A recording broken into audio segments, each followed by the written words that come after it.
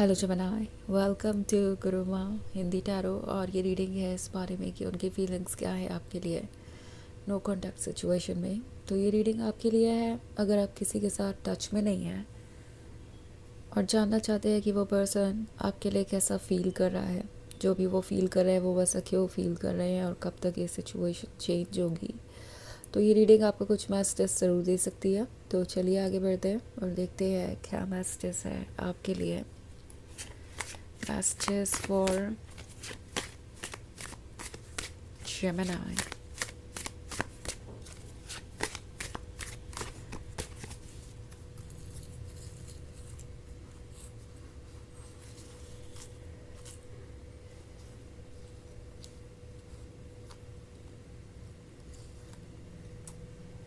Six of Spells,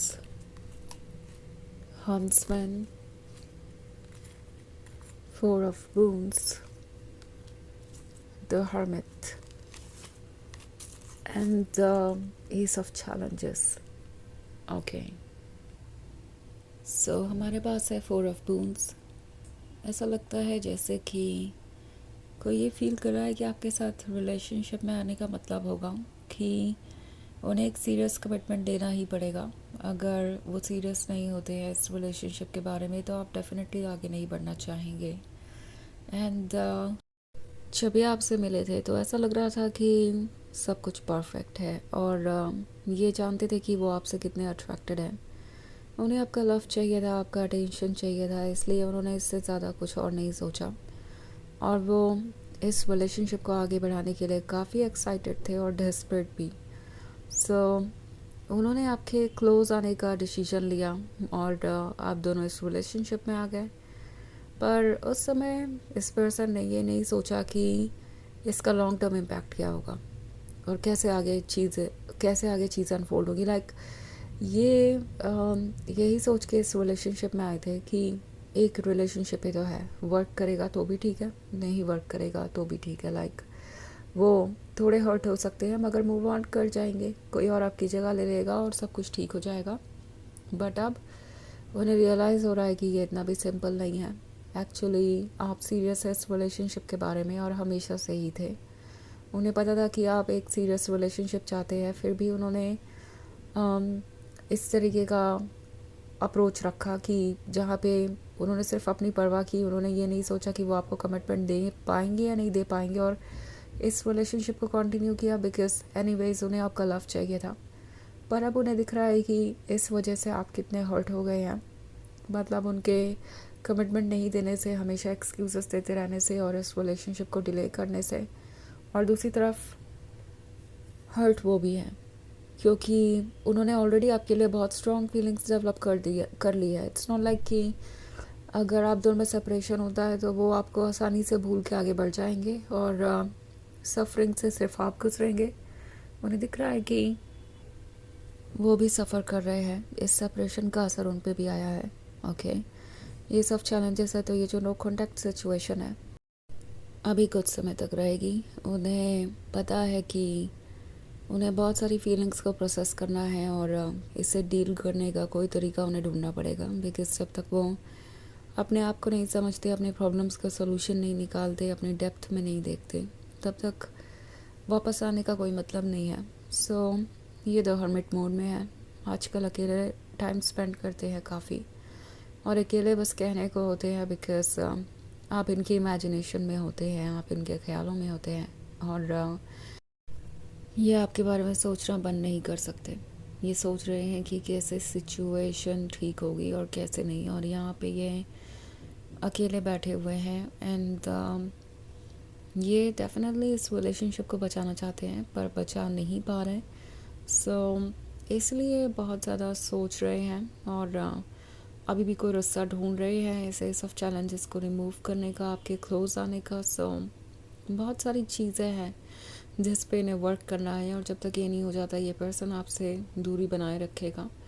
four of Boons है तो definitely वो चैलेंजेस के बारे में सोच रहे हैं।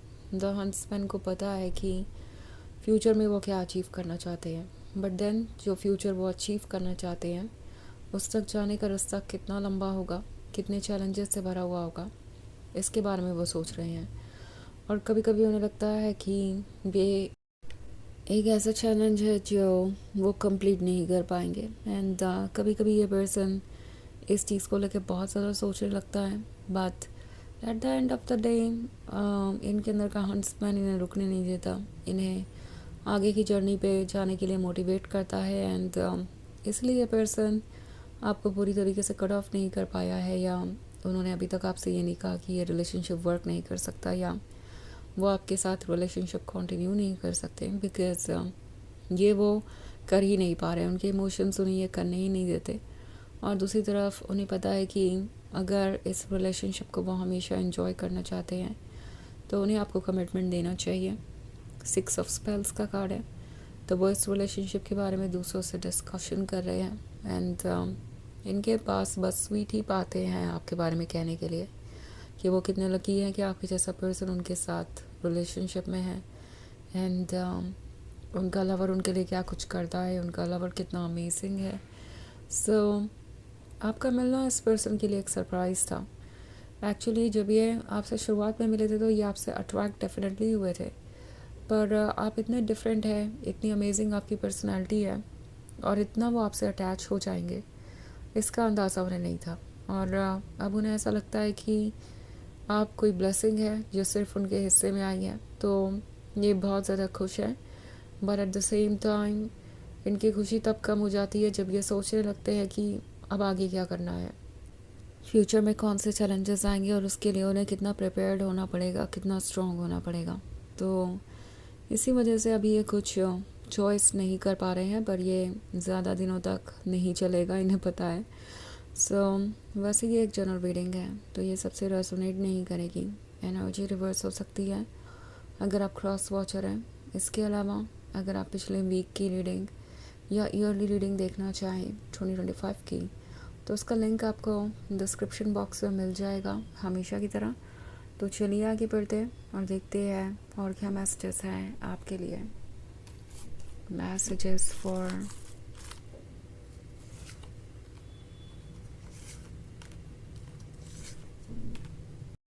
Gemini, suspension, weaver of bone, starlight,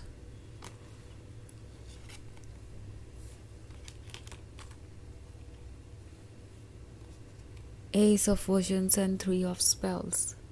okay, so हमारे पास है सस्पेंशन है, तो ऐसा लगता है जैसे कि कुछ इस पर्सन के लिए बहुत डिफ़िकल्ट होता जा रहा है। और ये डेफिनेटली ऐसा फील कर रहे हैं कि इनकी सोल इन्हें आपसे दूर नहीं रहने देगी, एज इफ उन्हें अपनी डेस्टिनी को पूरा करना ही पड़ेगा, क्योंकि ये उनकी स्टोरी है और इसे अगर उन्होंने एंजॉय नहीं किया तो डेफिनेटली वो इनकम्प्लीट रह जाएंगे और ज़िंदगी भर उन्हें इस बात का रिग्रेट रहेगा। सो ये जानते हैं कि आप एस ऑफ विजन्स हैं, ये जानते हैं कि आपकी जगह उनकी लाइफ में कोई और नहीं ले सकता। और स्टारलाइट है, तो अभी भी इस पर्सन को उम्मीद है कि कुछ चेंज हो जाएगा।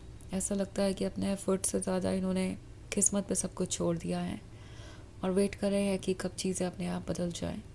हालांकि उनके एफर्ट के बिना चीज़ें मैनिफेस्ट नहीं होंगी, चाहे पोटेंशियल कुछ भी हो। सो यहाँ पे 3 ऑफ स्पेल्स का कार्ड है, तो 3 ऑफ स्पेल्स इनकी हिडन डिज़ायर्स को दर्शाता है जो आपके साथ रीयूनाइट होने की है, और आगे ये रिलेशनशिप बढ़ाना चाहते हैं, पर फ़िलहाल इन्हें कुछ समझ नहीं आ रहा और अभी भी प्रोसेस कर रहे हैं अपनी फीलिंग्स को, तो कुछ वक्त लगेगा। तो चलिए देखते हैं आपके लिए ऑरेकल मैसेज क्या है।